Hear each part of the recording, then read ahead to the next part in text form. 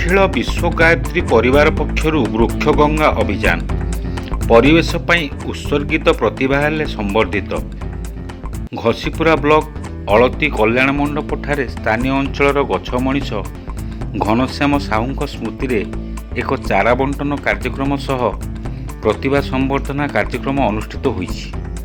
गायत्री परिवार घसीपुरा ब्लॉक संयोजकों संयोजन अनुष्ठित कार्यक्रम रे मुख्य अतिथि भावे आनंदपुर डीएफओ प्रशांत कुमार पंडा, सम्मानित अतिथि भावे घसीपुरा बीडीओ प्रमुख जोगदे एभली नियारा कार्यक्रम को भूयसी प्रशंसा करने सह पतित जमी रे वृक्षरोपण पई आगे आसिले वन विभाग पक्षरु समस्त सहयोग दियाजिबो बोली कहिसंती डीएफओ। जो गायत्री परिवार निमंत्रण रक्षा करी मु एठाको आस्थिली एवं एटा गोटे बहुत बढ़िया प्रोग्राम राष्ट्र निर्माण पाई ये प्रयास निश्चित भाव प्रशंसनीय। तेणु एम केवल वृक्ष बंटन करूना वृक्ष गोटे केमी बंचिक रही से निरंतर उद्यम करुँच। जो उद्यम को मुझे भूयसी प्रशंसा करुच्ची एवं फरेस्ट डिपार्टमेंट तरफ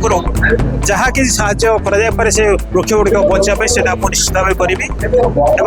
जो गोटे अच्छी गोटे प्रति ब्लॉक गोटे गोटे छोट उद्यान करेंगे तापाई जहाँ चारा आवश्यक पड़े से आम डिपार्टमेंट तरफ देवु और आशा करी यही प्रोग्राम सबुड़े चलू और से प्रोग्राम सफल हो। आज अखिल भारतीय गायत्री परिवार घसीपुरा शाखा तरफ वृक्ष गंगा कार्यक्रम ए जगह आरंभ होती अलती गायत्री परिवार कल्याण मंडप पाखरे जहा हो यह एक उच्च कोटीर कार्यक्रम। ये कार्यक्रम आपण मैंने जानी जो ग्लोबल वार्मिंग विषय गछ काटिबा द्वारा गछ नष्ट करने द्वारा पृथ्वी केमिति आज केते दिन है कंटिन्यूअस वर्षा हो ग्लोबल वार्मिंग हो पृथ्वी को अवस्था पहुंची ऑक्सीजन सर्ट है यही सब कार्यक्रम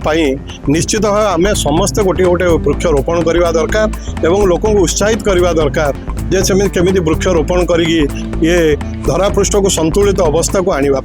तेणु मु प्रथमे गायत्री परिवार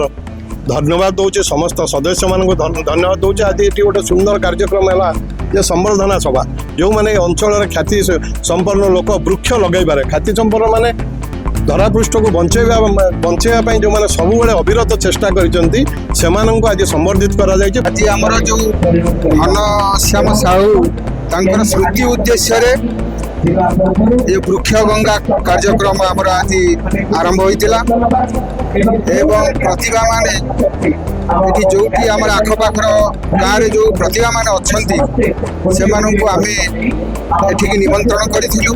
एवं आमर ब्लॉक डेवलपमेंट ऑफिसर मैडम सी आसी तत्सहित आमर डीएफओ महोदय सी भी ये उपस्थित रही वृक्ष गंगा कार्यक्रम से जो माने वृक्ष लगे प्रचेषा करते पुरस्कृत होते से वृक्ष सब प्रदान कले जहाँकि भविष्य ये जो सारा विश्व जो वर्तमान जो परिस्थिति सृष्टि होती बालांसमेंट करने परिवेश को सुरक्षा रखापी से बहुत प्रचेषा करने प्रतिश्रुति ये आमर गायत्री परिवार तरफ ये कार्यक्रम आज होता एवं से श्रद्धालु मान बहुत रही कार्यक्रम ठीक भल भाव कार्यक्रम कर इत्य अवसर में परिवेश तथा वृक्षरोपण में निजक सामिल रखि 22 जन व्यक्ति को प्रशंसा पत्र सह उपढौकन दि जाई संवर्धित करा जायतिला।